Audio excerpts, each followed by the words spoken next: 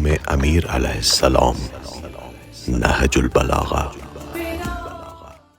بسم اللہ الرحمن الرحیم۔ خطبہ نمبر 29 آپ کی سماعتوں کی نظر۔ اے وہ لوگوں جن کے جسم یکجا اور خواہشیں جدا جدا ہیں، تمہاری باتیں تو سخت پتھروں کو بھی نرم کر دیتی ہیں، اور تمہارا عمل ایسا ہے کہ جو دشمنوں کو تم پر دندان آزاد تیز کرنے کا موقع دیتا ہے۔ اپنی مجلس میں تم تو کہتے پھرتے ہو کہ یہ کر دیں گے اور وہ کر دیں گے، اور جب جنگ چھڑ ہی جاتی ہے تو تم اس سے پناہ مانگتے ہو۔ جو تم کو مدد کے لیے پکارے اس کی صدا بے وقت، اور جس کا تم جیسے لوگوں سے واسطہ پڑا اس کا دل ہمیشہ بے چین ہے۔ ہیلے حوالے ہیں، غلط سلط اور مجھ سے جنگ میں تاخیر کرنے کی خواہشیں ہیں، جیسے نادہن مقروض اپنے قرض کو ٹالنے کی کوشش کرتا ہے۔ ذلیل آدمی ذلت آمیز ذاتیوں کی روک تھام نہیں کر سکتا، اور حق تو بغیر کوشش کے نہیں ملا کرتا۔ اس گھر کے بعد اور کسی امام کے ساتھ ہو کر جہاد کرو گے، خدا کی قسم جسے تم نے دھوکہ دے دیا اس کے فریب خوردہ ہونے میں کوئی شک نہیں، اور جسے تم جیسے لوگ ملے ہوں تو اس کے حصے میں وہ تیر آتا ہے جو خالی ہوتا ہے، اور جس نے تم کو تیروں کی طرح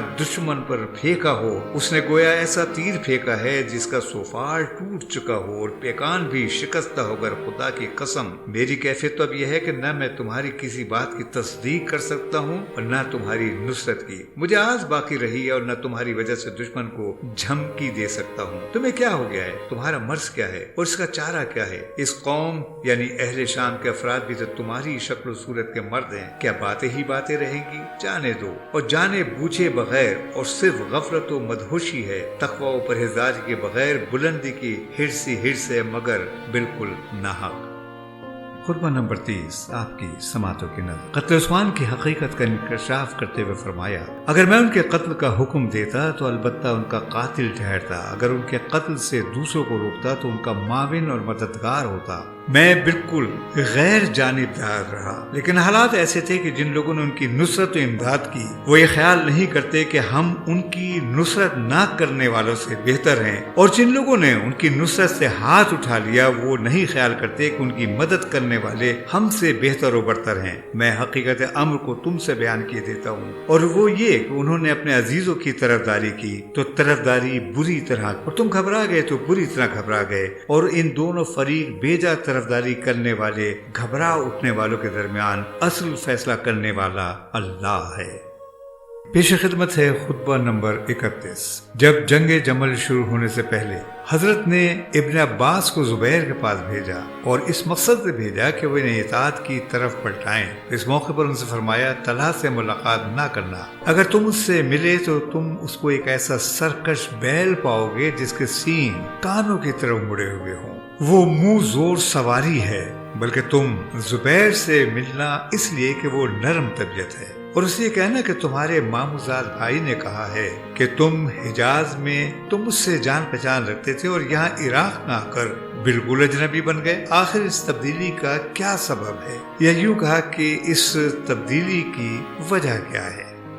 خطبہ نمبر 32 آپ کی سماعتوں کی نظر۔ اے لوگو، ہم ایک ایسے کچھ رفتار زمانہ اور ناشکر گزار دنیا میں پیدا ہوئے ہیں کہ جس میں نیکی کاروں کو خطا کار سمجھا جاتا ہے اور ظالم اپنی سرکشی میں بڑھتا ہی جاتا ہے۔ جن چیزوں کو ہم جانتے ہیں ان سے فائدہ نہیں اٹھاتے، اور جن چیزوں کو نہیں جانتے انہیں دریافت نہیں کرتے، اور جب تک مصیبت آ نہیں جاتی ہم خطرہ محسوس نہیں کرتے۔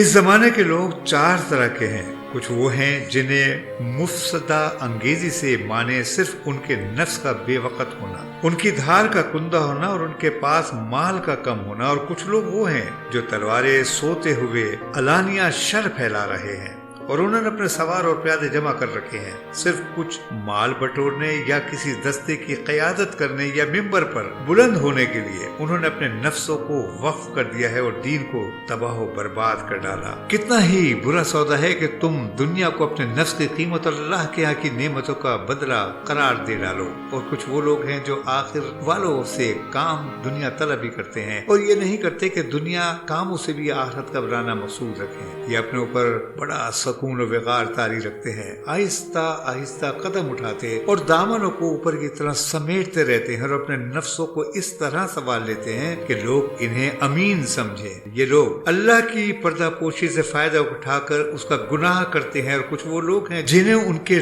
نفسوں کی کمزوری اور ساز و سامان کی نافراہمی ملک گیری کے لیے اٹھنے نہیں دیتی۔ ان حالات نے انہیں ترقی و بلندی حاصل کرنے سے درماندہ و عاجز کر دیا ہے، اس لیے قناعت کے نام سے انہوں نے اپنے آپ کو آراستہ کر رکھا ہے اور زاہدوں کے لباس سے اپنے کو سج لیا ہے، حالانکہ انہیں ان چیزوں سے کسی وقت کبھی لگاؤ نہیں رہا۔ اس کے بعد تھوڑے سے وہ لوگ رہ گئے جن کی آنکھیں آخرت کی یاد اور حشر کے خوف سے جھکی ہوئی ہیں اور ان سے آنسو روا رہتے ہیں۔ ان میں کچھ تو وہ ہیں جو دنیا والوں سے الگ ترک تنہائی میں پڑے ہیں، اور کچھ خوف و ہراس کے عالم میں ذلتیں سہ رہے ہیں، اور بعض نے اس طرح چپ سادھ لی ہے کہ گویا ان کے منہ باندھ دیے گئے ہوں۔ کچھ خلوص سے دعائیں مانگ رہے ہیں، کچھ غم زدہ اور در رسیدہ ہیں جنہیں خوف نے گمنامی کے گوشے میں بٹھا دیا ہے، اور خستگی اور درماندگی ان پر چھائی ہوئی ہے۔ وہ ایک شور دریا میں ہیں کہ باوجود پانی کی کثرت سے پھر بھی وہ پیاسے ہیں، ان کے منہ بند اور دل مجروح ہیں۔ انہیں لوگوں کو اتنا سمجھایا بجھایا کہ وہ اکتا گئے، اور اتنا ان پر جبر کیا کہ وہ بالکل دب گئے، اور اتنے قتل کیے گئے کہ ان میں نمایاں کی کمی ہو گئی۔ اس دنیا کو تمہاری نظروں میں کیکر کے چھلکوں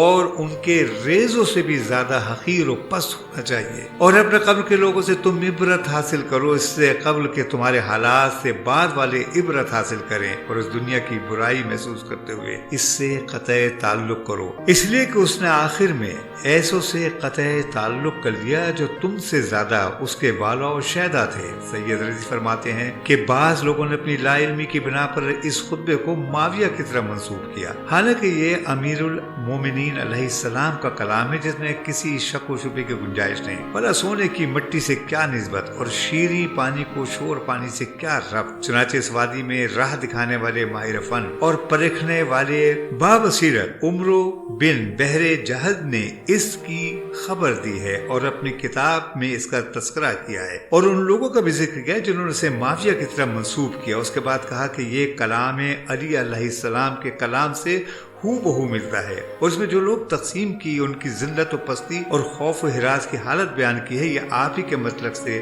میل کھاتی ہے۔ ہم نے تو کسی حالت میں بھی معاویہ کو زاہدوں کے انداز اور عابدوں کے طریقے پر کلام کرتے ہوئے نہیں پایا۔